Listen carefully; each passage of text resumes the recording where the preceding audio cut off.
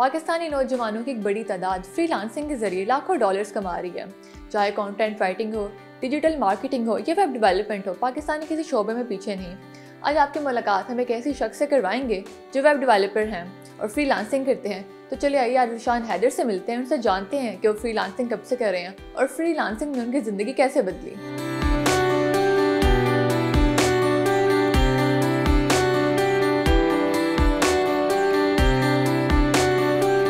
इस वक्त मेरे साथ ज़ीशान मौजूद हैं जो वक्त और जगह के कैद से आज़ाद अपना काम करते हैं। ज़ीशान मुझे बताएगा कि ये आपने फ्रीलांसिंग कब से शुरू की और ये ख्याल कैसे आया आपको फ्रीलांसिंग करने का? अच्छा, फ्रीलांसिंग मैंने तकरीबन 2020 से स्टार्ट की। जब कोविड आया था तो ख्याल इस तरह से आया क्योंकि सारे बाकी जो काम मैं कर रहा था वो काफ़ी हद तक स्टॉप हो चुके थे और अब कुछ और था नहीं कुछ करने को ना। तो फिर मैंने कहा चलिए अब कुछ ना कुछ तो करना ही है, तो क्योंकि मेरी फील्ड भी यही थी। फिर मतलब एक्सपीरियंस के लिए मल्टीपल सॉफ्टवेयर कोर्सेज में स्टार्ट किया। तकरीबन 8 से 10 माह जो है ना वो सॉफ्टवेयर तो आपने कोर्सेज भी किए? फिर कोर्सेज मैंने ये कोविड के दौरान किए। फिर उसके बाद ना पहले था मेरा वो दूसरा मामला, उसके बाद कोविड के दौरान जो है ना कोर्सेज स्टार्ट किए थे और उसके अंदर मल्टीपल मतलब वेब डेवलपमेंट से रिलेटेड कोर्सेज किए। फिर तो अभी जो आप फ्रीलांसिंग कर रहे हैं आप उसमें क्या क्या करते हैं, जैसे ग्राफिक डिज़ाइनिंग या वेब डेवलपमेंट, इस तरह क्या क्या होते हैं? उसमें मेनली हमारा वेब डेवलपमेंट से रिलेटेड है, नॉन टेक्निकल टेक्निकल दोनों चीज़ें हमारे पास।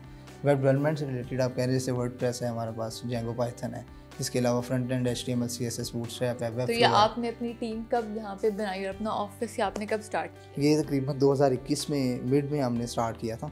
अभी अराउंड पे 2 साल होने वाले हैं। तब मतलब आहिस्ता आहिस्ता लोगों को ऐड किया था। सबसे पहले मैंने अपने छोटे भाई को अपने साथ ऐड किया था। मतलब आपने 1% से स्टार्ट किया, अब आपके पास इतने काफ़ी लोग हैं।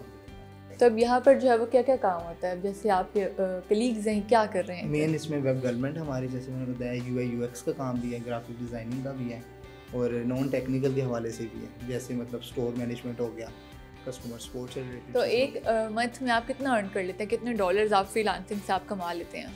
ये ना मतलब हमारे डिपेंड करता है, कभी ज़्यादा होता है कभी कम होता है। इवन बाज़ दफ़ा ऐसा होता है कि 5,000 भी हो जाता है, बाज़ दफ़ा 10-15 हज़ार भी हो जाता है, 20 भी हो जाता है।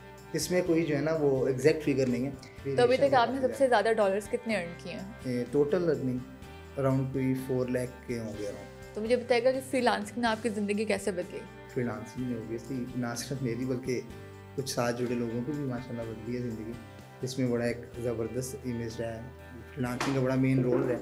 इसके साथ साथ मेरे मल्टीपल बिजनेस इससे खड़े हुए हैं। कुछ लोगों को भी थोड़ा सा गाइड करें और फ्रीलांसिंग किस तरह से लोग कर सकते हैं? अच्छा, मेरा जहाँ तक ख्याल है ना उसमें ये है कि सबसे पहले आपके पास स्किल सेट होना बड़ा ज़रूरी है। स्किल सेट फ्रीलांसिंग में कौन कौन सी स्किल्स लोग सीख सकते हैं? मल्टीपल है। मतलब अगर सपोज एक बंदे का बैकग्राउंड नहीं है IT से रिलेटेड तो वो उससे रिलेटेड स्किल सेट अपना देख सकता है। जैसे मतलब स्टोर मैनेजमेंट आपको बताया मैंने, डाटा लेबलिंग का बड़ा काम है, डाटा मैनेजमेंट का बड़ा काम है, वर्चुअल असिस्टेंट का बहुत काम है, इवन सिंपल एक्सेल का बहुत ज़्यादा काम है, लेकिन लोगों को आता नहीं है।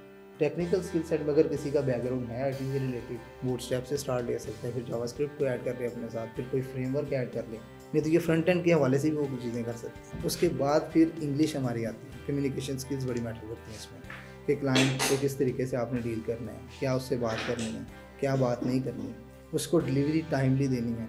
ये हमारे जो मेन इशू होता है ना वो ये होता है। आपके जो क्लाइंट्स हैं वो ज़्यादातर कहाँ से आते हैं, कौन से ममालिक के होते हैं? हमारे जो क्लाइंट्स हैं वो USA से हैं, कनाडा से और यूरोप से आते हैं और इवन मतलब इंडिया से भी होते हैं, लेकिन हमारी कोशिश होती है कि हम उन्हें ना ही बुक करते हैं। अच्छा, मुझे बताइएगा कि फ्रीलांसिंग में ज़्यादा चैलेंज क्या आते हैं, किस तरह के चैलेंजेस होते हैं? अच्छा, फ्रीलांसिंग में जो सबसे मेन मेरा ख्याल है ना वो ये है कि एक तो क्लाइंट कम्युनिकेशन है। ठीक है, आप क्लाइंट की जो चीज़ वो बता रहा है, रिक्वायरमेंट गैदरिंग, वो आपको ठीक से पता नहीं होगी तो आप उसका सारा प्रोजेक्ट ख़राब कर देंगे। वो कहेगा आपको कुछ बनाने को, आप कुछ और बना देंगे। तो इस चीज़ को आप ओवरकम कैसे करते हैं? इसको हमारी तो कोशिश ये होती है कि मतलब हम ना एक मीटिंग रिकॉर्ड कर लें। रिकॉर्ड करने के बाद ये होता है कि जैसे सपोज ऑन द रिकॉर्ड जब आप बात कर रहे होते हैं क्लाइंट के साथ तो कुछ पॉइंट्स ना मिस हो जाते हैं। फिर हम उस रिकॉर्डिंग को दोबारा सुनते हैं, सुनने के बाद दोबारा उस पॉइंट्स को ना हाईलाइट करते हैं। फिर हम एक डॉक्यूमेंट तैयार करते हैं और अपने क्लाइंट के साथ शेयर करते हैं कि इसमें कुछ अमेंडमेंट्स करनी है, कुछ चेंजेस करवाने तो आप अभी बता दें। इसके बाद फिर हम डॉक्यूमेंट को लॉक करते हैं। अच्छा, मैं बताया कि फ्रीलांसिंग आप 2021 में आपने स्टार्ट की, तो फ्रीलांसिंग से पहले आप क्या कर रहे थे? अच्छा, फ्रीलांसिंग से पहले मैं ना सॉफ्टवेयर हाउस में एक मैंने जॉब की थी, 8,000 मेरी सैलरी थी और जब मैंने स्टार्ट किया था 8 माह बाद में मेरी 8,000 थी। लेकिन जो उसमें मेन चीज़ था उसमें स्किल सेट था जो मुझे वहाँ से सीखने को मिल रहा था। लोगों से कम्युनिकेशन का काफ़ी मसला था। मैंने फिर स्टार्ट की marketing as a medical rep. मैंने तकरीबन 1.5 साल काम किया। मैंने 4 कंपनीज चेंज की।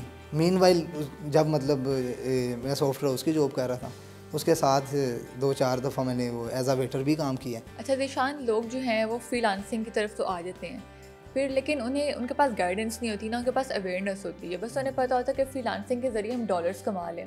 तो आप उन लोगों को क्या कहना चाहेंगे कि वो गाइडेंस के लिए कहाँ जाएँ, वो सीखें कहाँ से कि फ्रीलांसिंग जो है वो आप क्या क्या कर सकते हैं? ठीक है, अच्छा सबसे पहले तो ये है कि ऑनलाइन ना आपके पास बेतहाशा इस तरह का मवाद पड़ा हुआ है। Online free of cost courses भी हैं, जैसे ही रोज़गार करवा रहा है, डिजिटल स्किल्स करवा रहा है, कुछ NFTP था एक अदारा वो करवा रहा है। यूट्यूब पे तो बेतहाशा पड़े हुए हैं, सिर्फ़ और सिर्फ बंदा मतलब सीखने वाला होना चाहिए।